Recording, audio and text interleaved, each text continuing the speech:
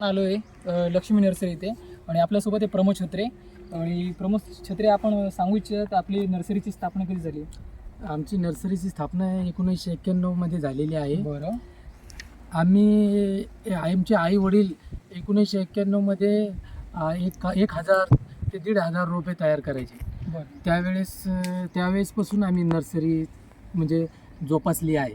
आज आमच्याकडे 50,000 70,000 असे रोपे आम्ही तयार करतो.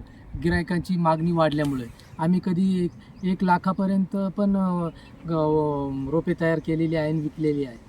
वेगवेगळ्या राज्यामध्ये पण रोपं गेलेली आमच्या इथून, जसे की मध्य प्रदेश, जसे की कर्नाटक, जसे की हैदराबाद, आंध्र प्रदेश, त्याच्यानंतर तुमचं राजस्थान, गुजरात, अशा विविध राज्यामध्ये आम्ही मोसंबीचे रोपे पाठवले आहे. तर आपण बघू शकतो यांचे म्हणजे रोपं आहे ना, ते संपूर्ण महाराष्ट्र सोडून बाहेर भारतामध्ये पण गेले.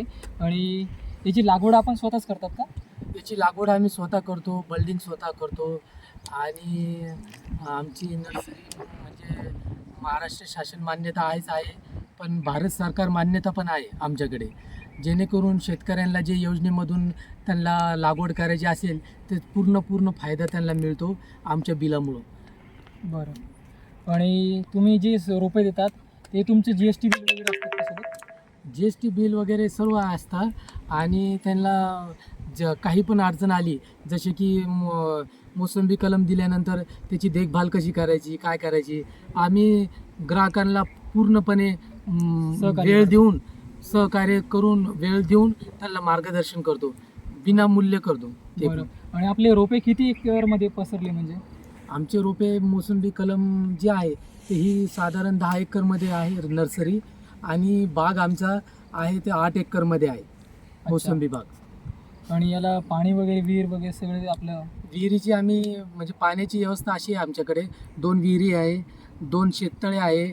ते शेततळ्याचे आकार आहे 1 एकरचे 2 शेततळे आहे, म्हणजे 40 आरचे 2 शेततळे बनवून ठेवलेले आहे. बरं.